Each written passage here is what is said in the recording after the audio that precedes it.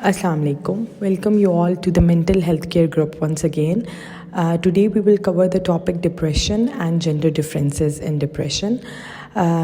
Depression के बारे में WHO की लास्ट ईयर एक रिपोर्ट आई जिसके अंदर उन्होंने बताया कि depression is the most commonly occurring disease जो मेंटल इलनेसेस हैं और ग्लोबली इसका बर्डन ऑलमोस्ट 280 मिलियन पीपल पे है कि वो इतने लोग हर साल जो है वो सफ़र करते हैं इससे। और इसके अंदर बहुत ज़्यादा जो है वो वेरिएशंस हैं, यानी माइल्ड, मॉडरेट या सीवियर कंडीशंस होती हैं। और 5% जो एडल्ट्स हैं वो डिप्रेशन उनमें होता है। उसके अलावा हमने लास्ट वीडियो में कवर किया था सिम्टम्स ऑफ डिप्रेशन, जिनको मैं एक दफ़ा क्विकली रिवाइज़ कर देती हूँ। Like having low self esteem, low confidence, reduce concentration और attention. Along with that you have more suicidal ideation या थॉट्स टू सेल्फ हार्म। उसके अलावा ये है कि आपको आइडियाज़ ऑफ गिल्ट होता है, आप वर्थलेस फील करते हो। Then there is change in appetite, बहुत ज़्यादा भूख लगती है या बिल्कुल आप कुछ नहीं खाना चाहते। और उसके अलावा आपकी डिस्टर्ब्ड स्लीप होती है। Coming to the gender differences, मर्दों और औरतों में डिप्रेशन किस तरीके से होता है। अमूमन जब बलूगत की उम्र होती है, यानी कि स्टेज ऑफ प्यूबर्टी, उसमें डिप्रेशन का लाइक्लीहुड जो है वो मर्दों और औरतों दोनों में सेम होता है।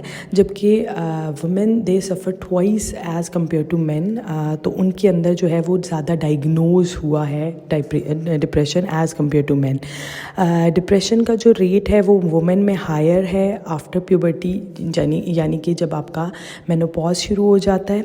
उसके अलावा औरतों के अंदर ज़्यादा डिप्रेशन नज़र इस तरीके से आता है कि they become more sad, they have more mood swings, they ruminate, उदासी होती है, रोना आता है। ये सारी चीज़ें जो है वो ख़वातीन में ज़्यादा होती हैं। जबकि मर्द अपने डिप्रेशन को स्मोकिंग के थ्रू, बहुत ज़्यादा चाय, कॉफ़ी या वेस्टर्न जो ममालिक हैं उनके अंदर ड्रग्स और अल्कोहल के थ्रू जो है वो अपना डिप्रेशन निकाल रहे होते हैं।